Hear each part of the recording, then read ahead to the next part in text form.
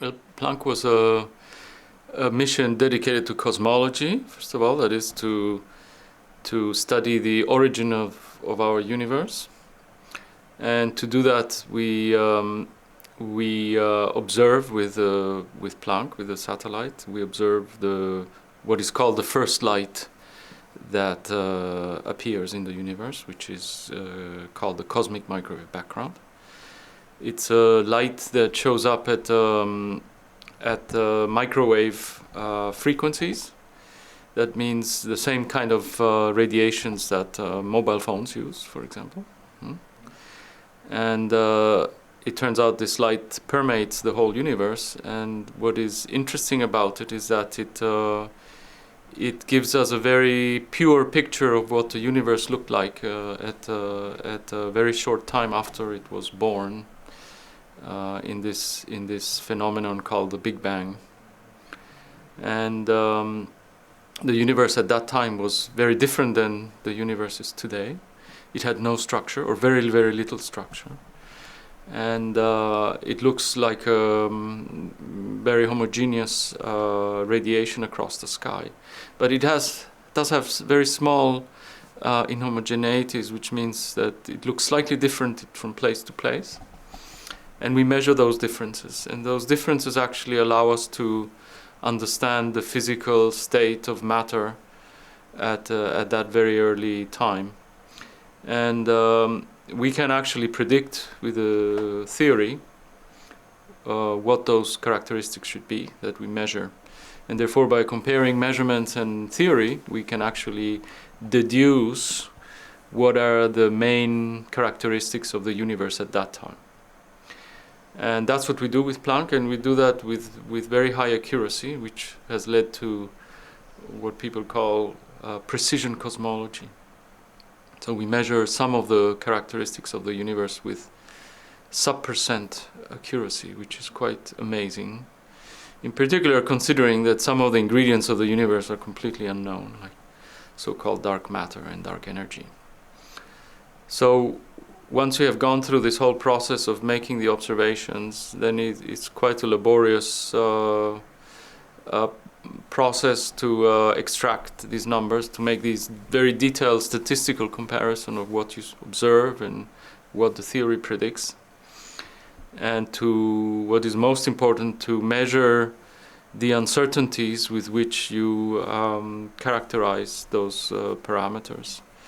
And that's the most controversial part, the analysis of the uncertainties.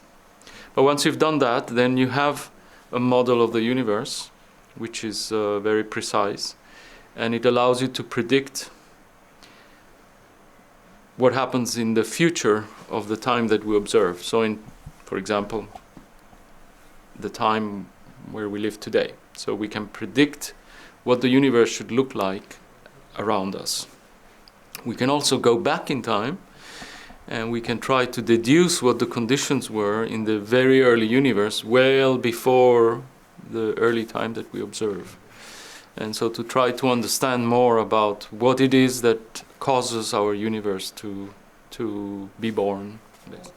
We were able to measure very accurately the parameters of the model. I think scientifically the most important thing has been that we have established without any real doubt that the model of the universe is extremely simple.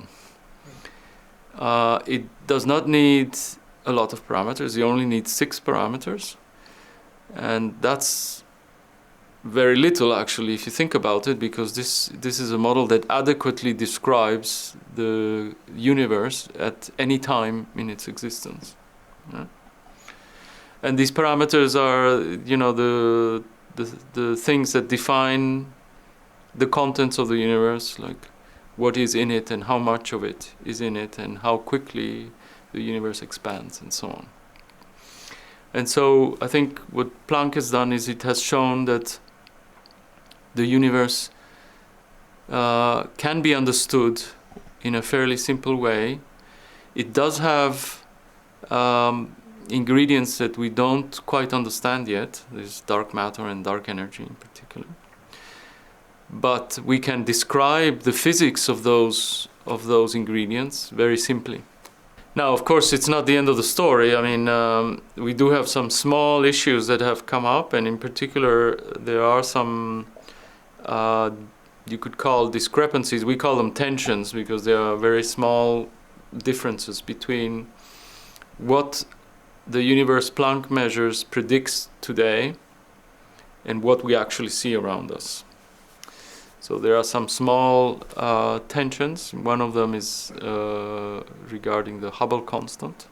That's caused a lot of controversy in the professional circles, because what we measure around us is not exactly what you would predict from very early times.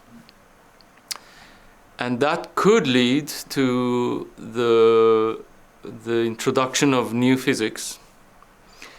We're not sure yet, because I think it's too early to say if this is a solid discovery or whether there are other more classical explanations for it. But if it persists, it could lead to introducing some new elements into the theory, elements which do not change the big picture, but that would be interesting per se, because it would indicate that there are things we haven't quite mastered yet in terms of physics. Regarding Nobel Prizes, well, of course, there was Planck is not the first satellite that has done this work, and some years ago, a Nobel Prize was given to the Kobe satellite, which was one of Planck's predecessors. It was the first satellite, really, that was that made important measurements related to this radiation called the cosmic microwave background. So they got the Nobel Prize.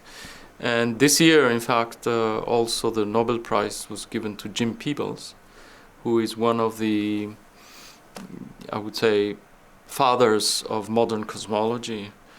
And so he was given the Nobel Prize for developing the model that we have helped to establish quantitatively and on the basis of measurements. Although the Planck results, you could say, are 6 numbers, but in fact they are based on a huge amount of data that Planck has gathered over a total of about 4 years. So the basic data that Planck has produced are maps of the entire sky across a range of wavelengths that go from the radio to the far infrared. And